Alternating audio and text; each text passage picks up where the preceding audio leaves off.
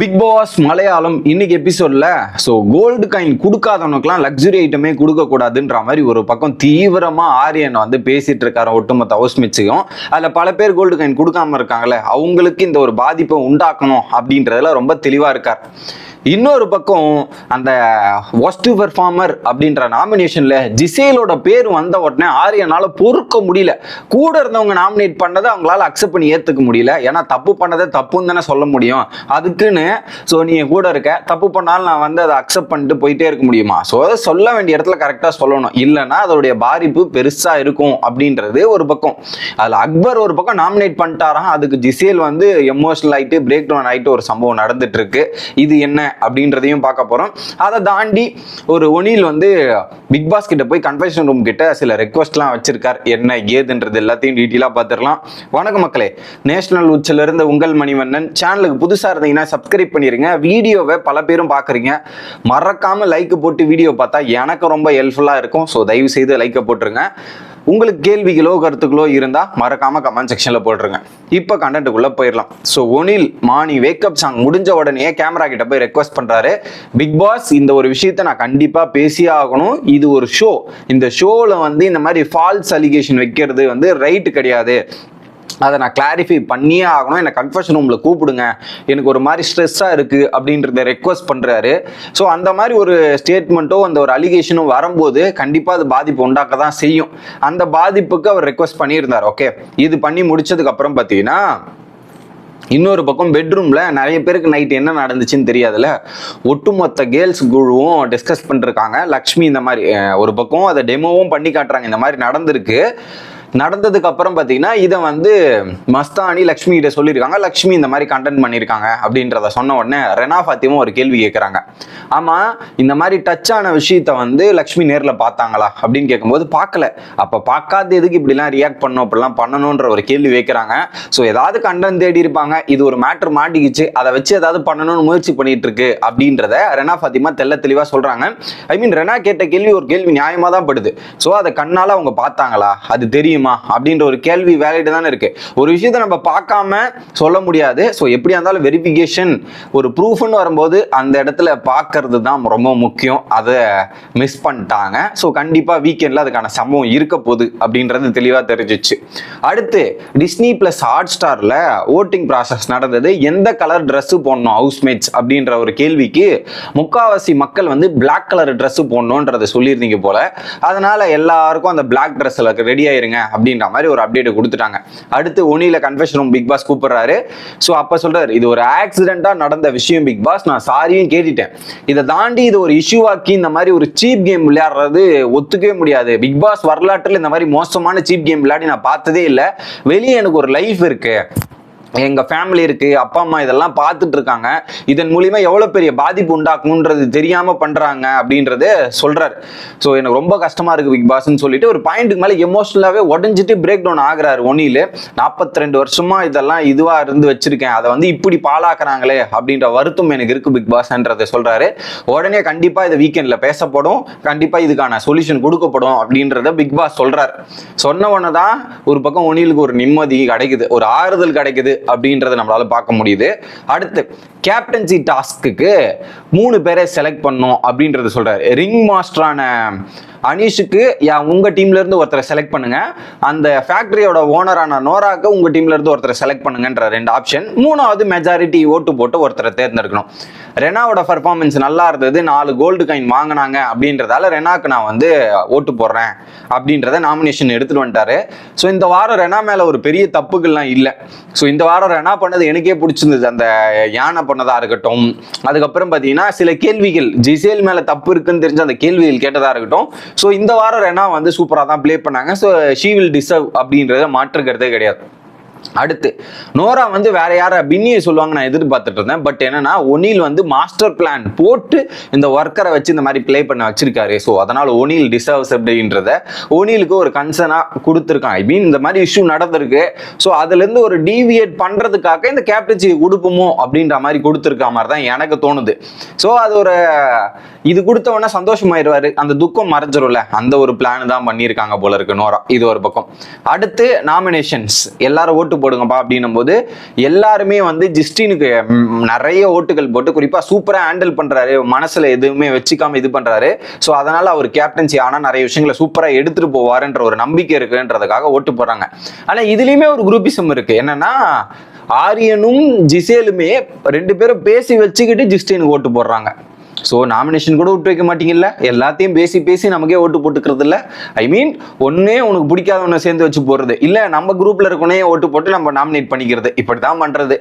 So அப்போ கூட சொந்தமா சிந்திக்க மாட்டீங்கல்ல அப்படின்ற ஒரு கேள்வி அவங்க மேல வருது. ஓகே, அடுத்து பிரவீன். கிச்சன் டீம்ல எவ்வளவு அருமையா, பிரவீனுக்கும் ஓட்டு விழுந்தது, ஆனா கம்மியா விழுந்துச்சு. கிச்சன் டீம் எவ்வளோ ப்ராப்ளம் வந்துச்சு, எல்லா ப்ராப்ளத்தையும் சால்வ் பண்ணி ஹேண்டில் பண்றதுக்கே பெரிய விஷயமா இருந்தது, நிறைய பேர் பாராட்டாங்க. ஆனா அங்க ஓட்டு போடும் போது மட்டும் குறைக்குதா இடிக்குதா அப்படின்ற மாதிரி உட்காந்து பேசிட்டு இருக்காரு. ஸோ வருத்தம் இருக்க தானே செய்யும். பட் இருந்தாலும் ஒரு கம்ப்ளீட்டா கிச்சன் டீம்ல கரெக்டா இருந்தாரா பிரவீன் கேட்டீங்கன்னா இல்ல. ஒரு சில இஷ்யூஸ் ஹேண்டில் பண்ணாரு, ஆனா ஒரு சில இடங்கள்ல ஃபேவரட்டும் பண்ணாரு அப்படின்றது தான் யதார்த்தமான உண்மையா இருக்குது மக்களே.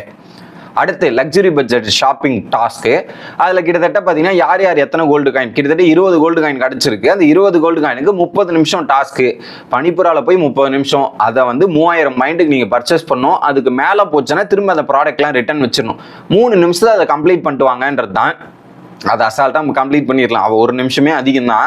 இவங்க பொறுமையாக போயிட்டு பொறுமையாக எடுத்துக்கிட்டு அதில் நவீன் 1 நிமிஷம் இருக்கும்போது உள்ள கேம் விளையாடின்னு ஒரு ஃபன் பண்ணிட்டு இருந்தார். இது ஒரு பக்கம் நடந்துட்டு இருந்தது. அடுத்து ஆரியன் அதுக்கப்புறம் தான் ஒரு பிரச்சனையை உருவாக்குறார், பெகலம் சண்டை. ஆரியன் வந்து என்ன சொல்றாரு, கோல்டு காயின் யாரு கொடுக்காத இருக்காங்களோ அவங்களுக்கு ப்ரொவிஷன்ஸை கட் பண்ணும் அப்படின்றத. ஏன்னா மஸ்தானி ஒரு காயின் கொடுக்கல, ஒரு பக்கம் ஷானவாஸ் 4 கோல்டு காயின் இருந்தது, அது யாருக்குமே, ஐ மீன் அந்த சர்க்கஸ்காரங்களுக்கு கொடுக்க. ஸோ பிக் பாஸ் என்ன சொன்னாரு, கோல்டு காயினை நீங்க யாருக்கு கொடுக்கணுமோ கொடுத்துருங்க, அது கொடுக்கலன்னா அந்த கோல்டு காயின் வேஸ்டா தான் போகுது அப்படின்றத பிக் பாஸ் சொல்லியிருந்தார். பட் அந்த கோல்டு காயின் கொடுப்பதும் கொடுக்காம இருப்பதும் ஒரு தனி நபரோட விருப்பம். ஸோ ஷானவாஸ் அந்த 4 கையில கொடுக்கணுமா வேணாமான்றது அவர் தான் டிசைட் பண்ணும். பட் எனக்கு தெரிஞ்சு வேஸ்டா போறதுக்கு அதை கொடுத்துருந்தா ஃபுட் இருக்காது, லக்ஸுரி ஐட்டம்ஸ் எல்லாருக்குமே யூஸ் ஆயிருக்கும் அப்படின்ற ஆங்கிள் யோசிச்சிருக்கலாம். பட் அதுக்குன்னு இப்படி பண்ணக்கூடாதுன்னு சொல்ல முடியாது இல்ல. அது எல்லாரும் ஒரே ட்ராக்ல போகணுன்றதுக்காக நானும் அப்படியே போக முடியுமா அப்படின்றது கேட்டீங்கன்னா இல்ல, அது அவருடைய ட்ராக், அவருடைய கேம் பிளே. ஸோ அதையும் நம்ம தப்பு சொல்ல முடியாது. பட் வேஸ்டா போனதுக்கு அங்க கொடுத்துருக்கலாமே அப்படின்றத யோசிக்க தோணுது. ஓகே, அதுக்கப்புறம் ஆரியன் சொல்றாரு கட் பண்ணணும், இதெல்லாம் பண்ணணும் அப்படின்றத சொன்ன உடனே ஷானவாஸோட கவுண்டர், சரி சரி என்னோட சிக்கன்லாம் வந்து ஜிசேலுக்கு கொடுத்துருங்க அப்படின்ற மாதிரி கவுண்டர் அடிச்சாரு. ஆரியனுக்கு எங்க அடிச்சா வலிக்குமோ அதே பாயிண்ட்ல வச்சு அடிச்ச ஒரு மூமெண்ட் நல்லா இருந்தது. உடனே ஸோ இவ்வளோ பேசுகிற ஆட்கள் அப்போ பணிக்கு வரும்போது அந்த டாஸ்க்கு ஷானவாஸ் கேட்குறாரு, நோரா டாஸ்க் கம்ப்ளீட் பண்ணியிருந்தாவே அந்த ஒரு கோல்டு காயின்லாம் எல்லாருக்கும் கிடச்சிருக்கும், அப்போ எல்லாருக்கும் இது பண்ணியிருக்கலாம். அவங்கள கம்ப்ளீட் பண்ணி விடாதப்போ அப்போ அவங்க கேம் பிளே தெரியலையா, அப்போ அந்த இதெல்லாம் பண்ணது புரியலையா? ஸோ 3வது நாள் இப்போ நோரா சொல்கிறான், இது அதில் சொல்கிறாங்க 3வது நாள் ப்ராப்ளம் சால்வ் ஆகிட்டு திரும்ப அது ஒரு ப்ராப்ளமாக கிரியேட் பண்ணி கோல்டு காயின்லாம் கட் பண்ணாங்களே, அப்போ அதெல்லாம் தெரியலையாமா அப்படின்ற ஒரு விஷயத்த கேட்குறாங்க. அதுவும் ஒரு நியாயமான கேள்வி தான். பட் இருந்தாலும் அவங்க வந்து ஏதோ ஒரு கேம் பிளே பண்ணணும்னு பண்ணாங்க, அது தப்புன்னு நம்ம சொல்ல முடியாது. பட் உங்களுக்கு ப்ரொவிஷன் வேணும், லக்ஸுரி ஐட்டம் வேணும்னா இதை பண்ணியிருந்தா உங்களுக்கே கிடைச்சிருக்குமே எக்ஸ்ட்ரா கோல்டு காயினும், நீங்க அப்படியே அங்கே டிரான்ஸ்ஃபர் பண்ணி வாங்கியிருக்கலாமே அப்படின்றதும் நியாயமாக தான் படுது. ஓகே, அடுத்து மஸ்தானி, எனக்கு வேண்டாம், நான் கொடுக்கல, என் விருப்பம் கிடையாது, எனக்கு எதுவுமே வேண்டாம், எங்களுக்கு நார்மல் ஃபுட் ஐட்டம்ஸ் கொடுத்தா போதும், வேற எதுவுமே எங்களுக்கு தேவையில்ல, பிரச்சனையே கிடையாது அப்படின்ற மாதிரி மஸ்தானி சொல்லிட்டு போயிடுறாங்க. ஆரியனோட தரப்பு இதுக்கு ஒரு சொல்யூஷன் எடுத்துட்டு வரணும் அப்படின்றது தான் ஆரியன். ஸோ கொடுக்காதவங்களுக்கு வேஸ்டா போறதுக்கு இதை கொடுத்துருக்கலாமேன்ற கேள்வி நியாயமா தான் படுது ஆரியன்தும். அதுக்கப்புறம் வந்து இல்லை அடுத்த வாட்டி ஏதாவது முடிவு எடுக்கலாம், அடுத்த வாட்டி இதெல்லாம் பண்ணணும் அப்படின்ற ஒரு டிஸ்கஷன் போகுது. இப்படி போயிட்டு இருக்க டைம்ல தான் என்ன பண்றாங்க, நோரா சில பேர்லாம் எனக்கு ஃபுட் வேணாம், அது பிக் பாஸ் முடிவு எடுக்கட்டும், பிக் பாஸ் சொல்லிட்டோம், நீங்களா சொல்லாதீங்கன்னு சொல்லி முடிச்சிட்டாங்க. அப்புறம் என்ன பண்றாரு, ஷானவாஸுக்கும் ஆரியனுக்கும் திரும்ப திரும்ப சண்டை வருது. இப்போ ஷானவாஸ் சொல்றாரு, கொடுக்குறதும் கொடுக்காம இருக்கிறதும் என் கேம் பிளே. ஸோ கரெக்டு தான், உன் கேம் பிளே உன் பெனிஃபிட் தான், ஆனால் அது மற்றவங்களுக்கு வேஸ்டா போதே, அது எங்களுக்காவது கொடுத்துருக்கலாமேன்ற மாதிரி ஆரியன் கேட்கிறாரு. அதுக்கப்புறம் இந்த டிபேட் போயிட்டே இருந்ததா.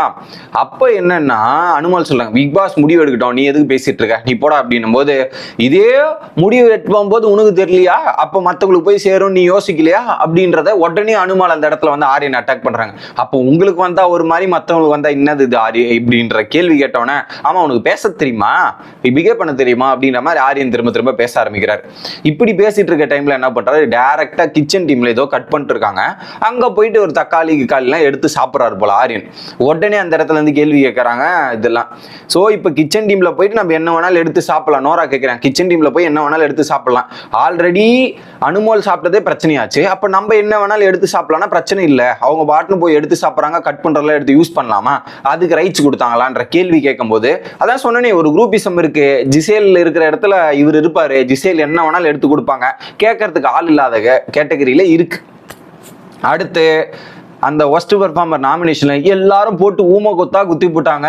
நேற்று நைட்டு நடந்த இஷ்யூல லக்ஷ்மி இந்த மாதிரி ஒரு இஷ்யூ கிரியேட் பண்ணதுக்காக லக்ஷ்மிக்கு 16 ஓட்டுகள் போட்டு நாமினேஷன்ல போய் கொஞ்சம் இருந்துட்டு வா, ஜெயிலில் போய் இருந்தாதான் உனக்கு புரியும் அப்படின்றத போட்டு தள்ளிட்டாங்க. அடுத்து அனீஷ் வந்து நாமினேஷன் பண்றாரு. ஜிசேல் அவங்க வாஷ்ரூமையும் ஒழுங்கா ஹேண்டில் பண்ணல, எதையுமே ஒழுங்கா பண்ணல அப்படின்ற ஒரு நாமினேஷன் கொடுத்துருந்தாரு, பண்ணலதான் ஜிசேல் இந்த வாரம். அடுத்து ஒரு பக்கம் ஒனிலுக்கு லக்ஷ்மி மேல இருக்கிற விஷயம் தெரியும், ஆண் விரோதம் இவளுக்கு, ஜெயிலுக்கு போனாதான் அவளுக்கு புரியும், அது அந்த இது போற வரையும் ஜெயிலே இருக்கணும், சீப் டாக்டிக்ஸ் யூஸ் பண்றாங்கன்னு போட்டு அடின்னு அடிச்சாச்சு. அடுத்து அக்பர் வராரு. அக்பர் கிட்ட இருந்து நான் எதிர்பார்க்கல, இன்னையா இது ஒரு ஷாக்கிங் சர்ப்ரைஸா இருக்கு அப்படின்ற மாதிரி ஜிசேல நாமினேட் பண்றாரு. அதுலயும் ஒரு தரமான ஒரே ஸ்டேட்மெண்ட், ஜிசேலும் ஆரியனும் க்ளோஸ், டோட்டல் க்ளோஸ். என்னன்னா ஜிசேலுக்கு கையில் அடிபட்டிருக்கு, அவங்களால பாத்திரம் விளக்க முடியாது, பாத்ரூம் கழுவ முடியாது, இந்த மாதிரி இஷ்யூஸ்லாம் இருக்கு. ஆனா அதே ஜிசேலு ஒரு பக்கம் நெவினோட தட்டை கழுவாங்களாம், ஆரியனோட தட்டை கழுவுவாங்களாம், அப்பா கேட்டா கை வலிக்காதான், கையில் இன்ஜுரி இல்லையா, என்னது இது அப்படின்றத ஒரு பாயிண்ட சொல்றாரு. ஸோ பாத்திரம் கழுவ முடியல அப்படின்னும் போது யாருமே நீங்க கழுவி கூடாதே, அது என்ன பர்டிகுலர் 2 பேருக்கு மட்டும் கழுவி கொடுக்கறது அப்படின்ற ஒரு கேள்வி கேட்டவொடனே மாட்டிக்கிட்டாரு ஒருத்தர் அப்படின்ற மாதிரி மாட்டிக்கினாங்க ஒரு பக்கம் ஜிசேல். உடனே இல்ல பிளேட்லாம் ஈஸியா கழுவ முடியும், அந்த அளவுக்கு டிஃபிகல்ட்லாம் கிடையாது அப்படின்னு முதல்ல அக்செப்ட் பண்ணி ஏத்துக்கோ. அக்பர் சொல்றாரு அக்செப்ட் பண்ணி ஏத்துக்கோ ஜிசேல், எதுக்கு இப்பெல்லாம் பேசிட்டு அக்செப்ட் பண்ணி ஏத்துங்கன்ற மாதிரி. ஒரு பக்கம் கூடவே இருந்த நபர் நாமினேட் பண்ணும்போது யாருக்கா இருந்தாலும் கோவம் வர தெரியும், வருத்தம் இருக்குதானே செய்யும், அங்க ஒரு பக்கம் நடக்குது. பட் அக்பர் ஒரே பாயிண்ட போட்டாலும் நச்சுன்னு நங்குறத போட்டான் பையன் வேற மாதிரி. அடுத்து அனுமோல். ஸோ ஜிசேல் வந்து ஃபுட்டில் ஃபேவரட்ஸ் காட்டுறாங்க அப்படின்ற ஒரு பாயிண்ட்டுமே சொல்கிறாங்க. அதில் ஒரு நாள் எப்பயோ ஒரு நாள் வந்து அனுமோலுமே வாங்கி சாப்பிட்ருக்காங்க. என்னம்மா நீ சாப்பிட்டு நீயே என்ன நாமினேட் பண்ணுறியாம்மா, உனக்கே நியாயமா இருக்கா அப்படின்றது தான் ஜிசேலோட நிலைமை. அடுத்து ரினாவை வந்து போட்டு தாக்குறாங்க. ஜிசேல் வந்து ப்ரிவிலேஜஸ் கொடுக்குறாங்க ஃபுட்டில், அதுக்கேற்ற மாதிரி கிச்சன் டீமில் கொடுத்த டாய்லெட் டீமில் தான் இருந்தாங்களே தவிர்த்து கிச்சன் டீமில் வேலை பார்த்தாங்க, எதையுமே ஒழுங்காக ஹேண்டில் பண்ணல அப்படின்ற ஒரு பாயிண்ட் போடுறாங்க. ஸோ இப்போயாவது புத்தி வந்ததே உனக்கு அப்படின்ற மாதிரி தோணுச்சு ரினாவை பார்க்கும்போது.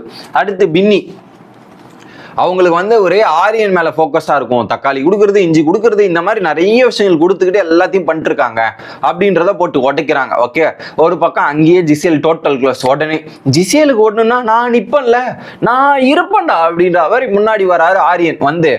சரி நாங்கள் ஆல்ரெடி பிளான் பண்ணது தான், ஜிசேலுக்கு அக்பர் பின்னி நாங்கெல்லாம் என்ன பிளான் பண்ணி வச்சிருந்தோம்னா, ஜிசேலுக்கு போயிட்டு ஏதாவது ஒரு சில்லி ரீசன்ஸை சொல்லி நாமினேட் பண்ணி ஜெயில் டைம் கொடுத்தா அவங்களுக்கு ஸ்கிரீன் டைம் கிடைக்கும், மக்கள் கிட்ட பிரசன்ஸ் கிடைக்கும், எல்லாமே கிடைக்கும், அதை நாங்கள் திட்டம் போட்டு தான் பண்ணி கொண்டு இருக்கிறோம் அப்படின்ற ஒரு ஸ்டேட்மெண்ட்டை சொல்றாரு.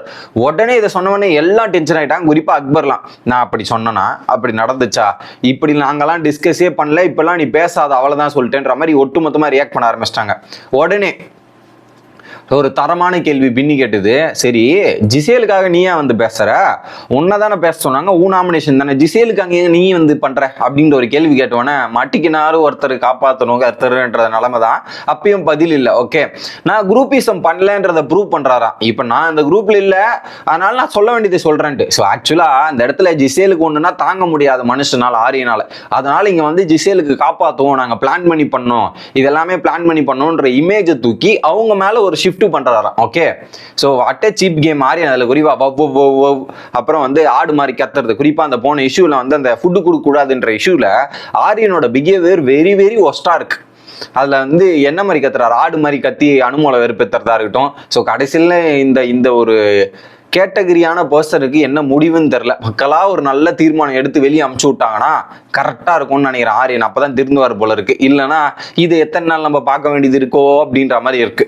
ஸோ ஒரு பக்கம் லக்ஷ்மிக்கு 16 ஓட்டு, ஜிசேலுக்கு 8 ஓட்டு போட்டு டோட்டலா முடிச்சு விட்டாங்க. ஓகே, அடுத்து நெவீனுக்கு வந்து நோரா மேல கொஞ்சம் காண்டு இருக்குல்ல, அதனால நோராவின் நிழலாக இருக்கும் அதிரா. ஸோ அதிரா நோரா இல்லைன்னா அதிரா இல்லைன்றாங்க. பட் எனக்கு தெரிஞ்சு நோரா விட அதிரா தான் நிறைய ஆக்டிவா இருக்காங்க. அது புரியாம இருக்காரு நவீனுக்கு. ஓகே, அடுத்து ஆரியன் போயிட்டு அக்பர் கிட்ட கேட்கிறாரு, மஸ்தானி இருக்கும்போது நீ ஏன் ஜிசேல நாமினேட் பண்ண? ஜிசேல ஏன் நாமினேட் பண்ண? மஸ்தானி தான் நீ நாமினேட் பண்ணியிருக்கணும். ஸோ அப்போ நாமினேஷன் நிறைய டிஸ்கஷன் நடந்திருக்குது போல மக்களே. இந்த குரூப்பிசம்ல நிறைய டிஸ்கஷன் நடந்து ஓட்டு போடுறாங்க. ஸோ ஃபர்ஸ்ட் நாமினேஷனை டிஸ்கஸே பண்ணக்கூடாது. அதுவும் பிக் பாஸோட ஒரு மிகப்பெரிய ரூல் பிரேக்கு. அதையும் பண்ணிட்டு நீ எனக்கு பொண்ணும் உங்களுக்கு கூட இருக்கவன் தப்பு பண்ணா சொல்லவே கூடாதா? என்னது இது? ஸோ அந்த இடத்துல அக்பர் இப்ப தனியா விளையாடுறதே பெட்ரு. குரூப்பிசம் போய் இருந்து அக்பரோட நேமை அவரே கெடுத்துக்கிறாரு. இந்த வாரம் ஒரு நல்ல நேம் கிடைச்சது அவருக்கு இந்தல. ஆனா அதை மொத்தமா அவரே கூட சேர்ந்து ஆரியன் கூடவும் ஜிசேல் கூடவும் சேர்ந்து ஒட்டுமொத்த நேமை ஸ்பாயில் பண்ணிக்கிறார் அக்பர் அப்படின்றதுல எந்த விதமான மாற்று கருத்தும் இல்லை. ஓகே, அடுத்து ஜிசேல் வந்து பேசும்போது, ஜிசேல் கிட்ட வந்து பேசும்போது, நீ ஏன் பேசுற, என்ன கிட்ட பேசாத, ஓடு, உங்ககிட்ட பேச விருப்பமே இல்லை, கிளம்புன்ற மாதிரி ஜிசேல் போயிட்டு பாத்ரூம்ல ஒரு பக்கம் ஒரே அழுக.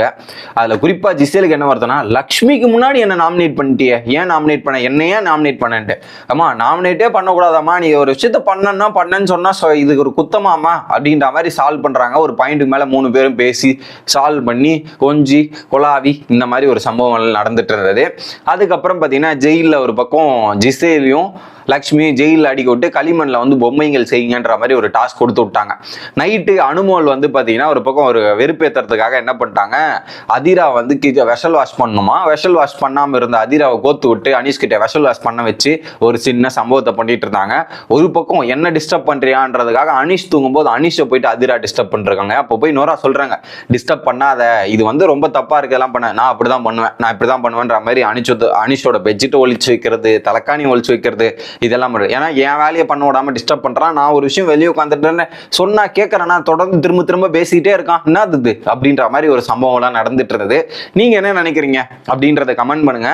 ஸோ இன்னைக்கு எபிசோட பார்க்கும்போது ஒரு பக்கம் ஒட்டுமொத்த ஜிசேல் கேங்குமும் வெட்ட வெளிச்சமாக கிழித்து தொங்க விட்டார்கள் ஹவுஸ்மேட்ஸ். அதுல குறிப்பா அக்பர் ரெனா ஃபாத்திமா பண்ணது எனக்கு ரொம்ப பிடிச்சிருந்தது. உங்களோட கருத்தை மறக்காம கமெண்ட்ஸ்ல போட்டுருங்க. Bye guys.